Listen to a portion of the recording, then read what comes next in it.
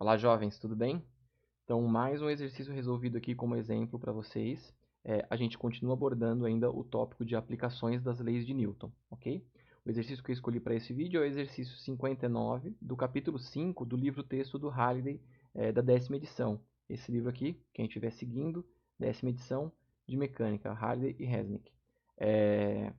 Quem estiver seguindo outras edições, apenas o número deve mudar, tá? Mas o exercício, ele provavelmente vai estar lá na relação de exercícios sugeridos no final do capítulo. Vamos lá, então, para o enunciado, para quem não tiver com o livro aí. Ele diz o seguinte para a gente. Um macaco de 10 quilos sobra em uma árvore por uma corda de massa desprezível que passa por um galho sem atrito e está presa na outra extremidade em uma caixa de 15 quilos, inicialmente em repouso no solo, como na figura aqui. Então, ó, tá aqui o macaco, ele vai subir na árvore a partir dessa corda, que tem massa desprezível, então é uma corda ideal.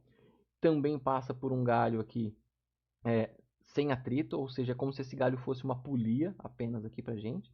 E ela está presa da outra extremidade a uma caixa de 15 quilos aqui. E o macaco vai subir, então, puxando essa corda. Pergunta A.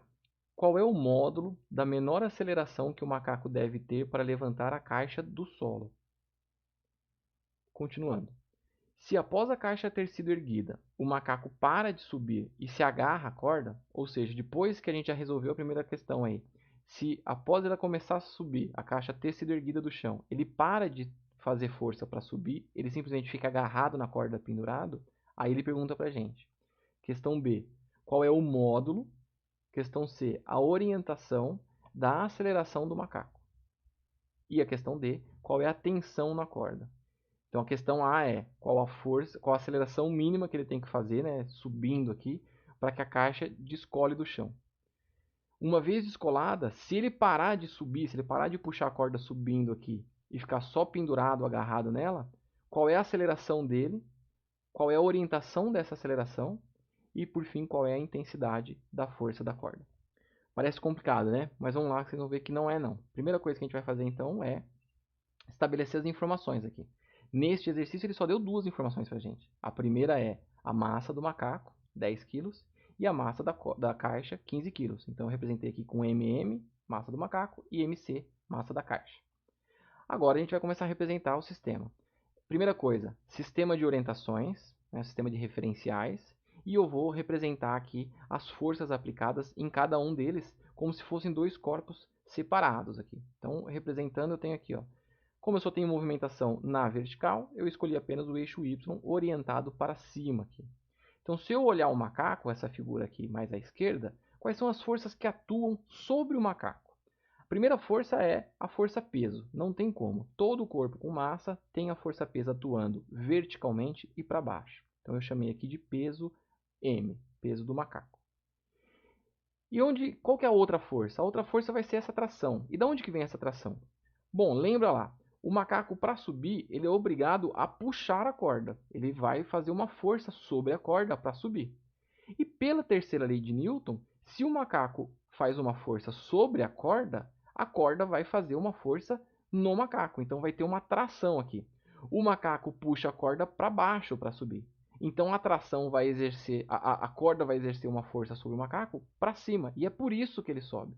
Porque ele puxa a corda para baixo e a corda puxa ele para cima. Por isso ele sobe pela terceira lei de Newton com uma tração T aqui. Ok? E são apenas essas duas forças atuando no macaco. A gente considera que a resistência do ar é desprezível nesse caso. Agora, a caixa, que é esta figura mais à direita, quais são as forças que atuam nela? Bom, inicialmente ela está no chão, ela está encostada no chão. Então eu tenho a força-peso atuando nela, é um corpo com massa, então vai ter a força-peso verticalmente para baixo, peso da caixa aqui. Como ela está encostada no chão, o chão exerce uma força sobre ela, que é a força normal.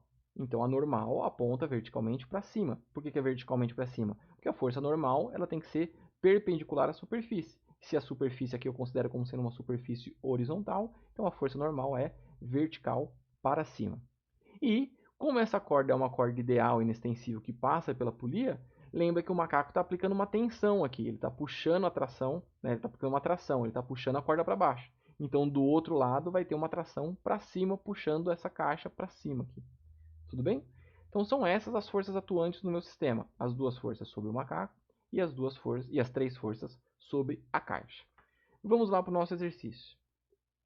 Então, se a gente agora for representar a segunda lei para cada um dos corpos, eu vou ter que, para o macaco, o que a gente tem é a tração, segundo a orientação que eu escolhi do meu eixo de referência y aqui apontando para cima. Então, eu tenho que a tração sobre o macaco é uma tração positiva. Ela aponta na mesma direção e sentido do eixo y. Já o peso do macaco, ele tem o sentido oposto a y. Então, o peso do macaco é um vetor negativo. Então, tração menos o peso. E isso tem que ser igual à massa do macaco vezes a aceleração do macaco. Estou aplicando a segunda lei de Newton sobre o macaco. É só aqui que eu estou aplicando. Então, isso me dá a minha primeira equação. A minha primeira equação do sistema vai ser a tração menos massa do macaco vezes gravidade, que é o peso dele, é igual a massa do macaco vezes a aceleração. Isso é o resultado da segunda lei de Newton para o macaco. Agora, se eu aplicar a segunda lei de Newton para a caixa, o que eu tenho é a tração positiva, né? Eu vou escolher o mesmo sistema de referência também para a caixa, o eixo y apontando para cima. Então, eu tenho que a tração é positiva, aponta no mesmo sentido de y. A normal sobre a caixa também é positiva, ela aponta no sentido positivo de y. E o peso da caixa é negativo, porque ele tem sentido oposto. E isso, pela segunda lei de Newton, tem a soma, né, de todo mundo aqui, pela segunda lei de Newton, tem que ser massa da caixa vezes a aceleração da caixa. Então, a minha equação 2 completa fica tração mais a normal menos o peso da caixa tem que ser igual à massa da caixa vezes a aceleração. Ok? E agora vamos para o detalhe do exercício. O exercício nos dá um detalhe que é o seguinte, ele diz para a gente lá que, olha aqui, ó, até sublinhei, ele quer saber a menor aceleração do macaco. Então, ele quer que a gente determine o valor de AM aqui, da primeira equação. Só que ele quer a menor aceleração para ele começar a levantar a caixa do solo. Ou seja, eu quero saber qual é o valor dessa aceleração no limite da caixa estar descolando do chão.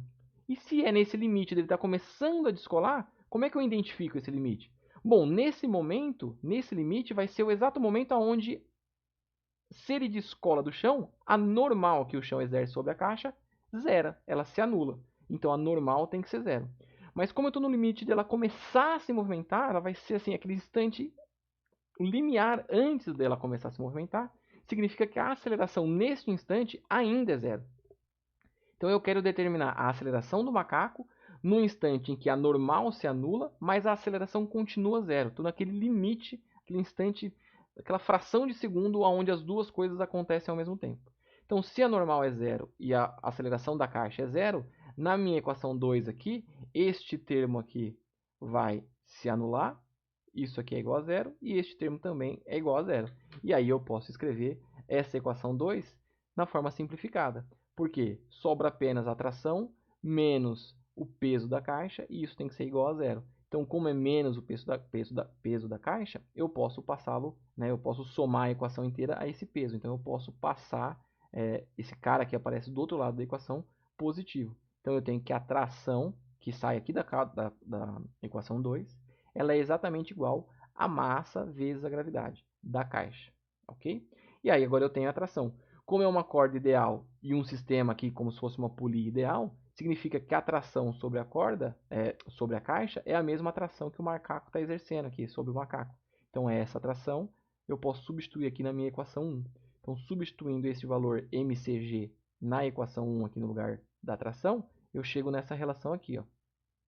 mcg, que é a tração, menos massa do macaco vezes a gravidade, então é o peso do macaco que estava aqui na equação 1, e isso tem que ser igual a massa do macaco vezes a aceleração que eu quero determinar. Se eu quero determinar essa aceleração, eu posso isolá-la. Então percebam que os dois primeiros termos aqui deste lado têm a gravidade multiplicando.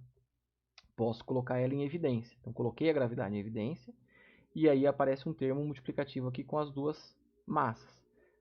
Massa da caixa menos a massa do macaco. Então perceba, ó, G vezes mc, primeiro termo, menos G vezes mm, segundo termo. Então este termo aqui de cima é este lado.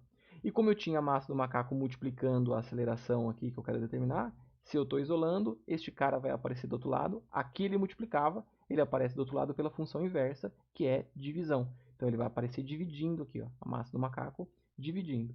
Pronto, eu conheço ambas as massas, conheço o valor da gravidade. Se eu substituir aqui, ó, gravidade 9,8 metros por segundo ao quadrado.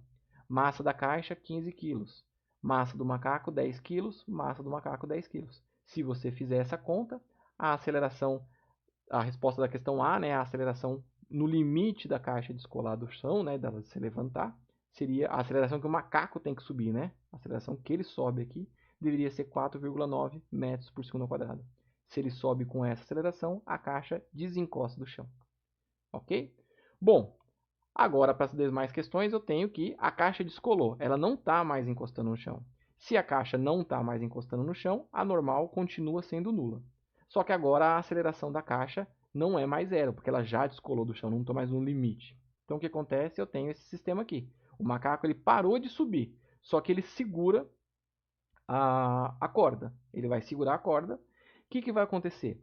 Bom, se o galho é sem atrito e tem é como se fosse uma polia ideal, a partir do momento que o macaco para de puxar a corda, o que acontece é o seguinte: a caixa é muito mais pesada que ele.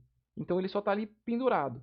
O que vai acontecer é que a caixa está no alto, como ela é mais pesada, ele parou de puxar, o que vai acontecer agora é que a caixa vai descer.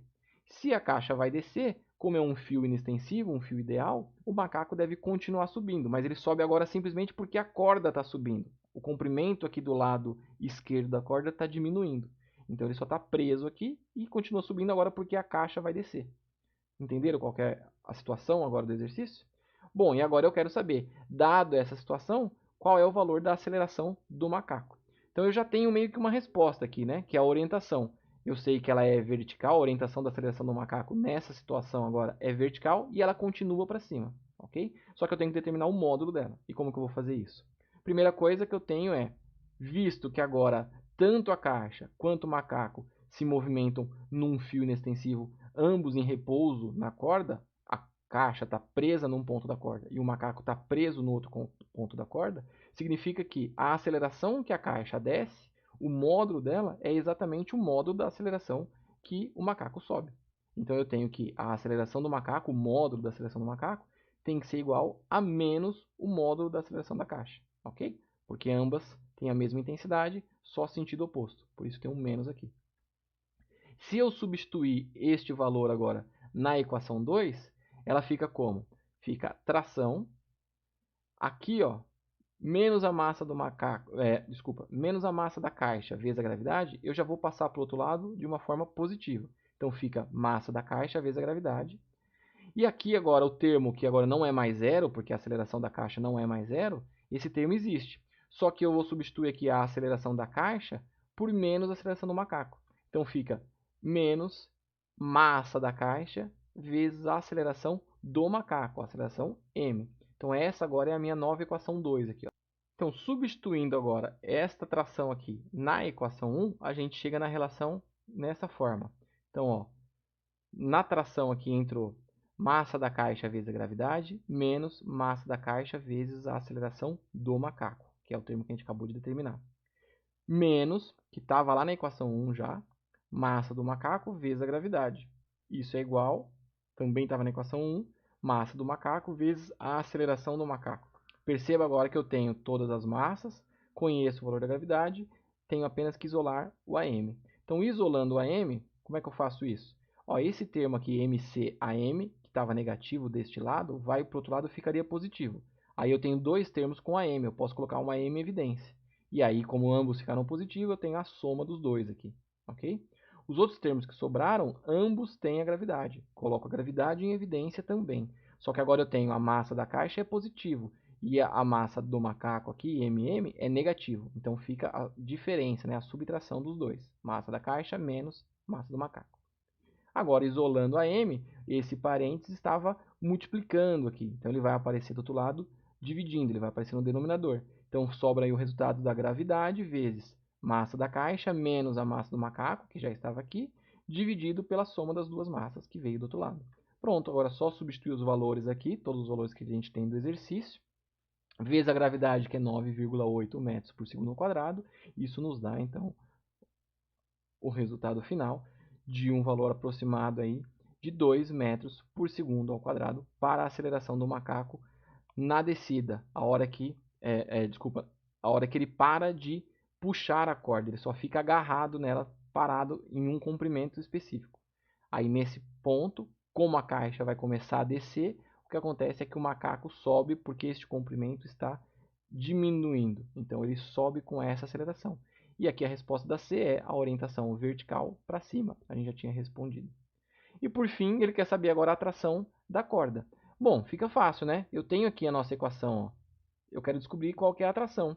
Eu já sei quanto que é a massa da caixa, eu sei quanto que vale a aceleração, e agora eu sei qual que é a aceleração que o macaco está subindo nessa situação. A aceleração é 2 metros por segundo. Então, se eu substituir essa aceleração aqui, ó, nessa massa, eu consigo determinar. Então, basta você substituir os valores da massa da caixa, certo? De 15 quilos, gravidade 9,8, e agora eu coloco aqui no lugar de AM 2 metros por segundo quadrado. Fazendo essa conta, a gente chega numa tração de 117 newtons, ok?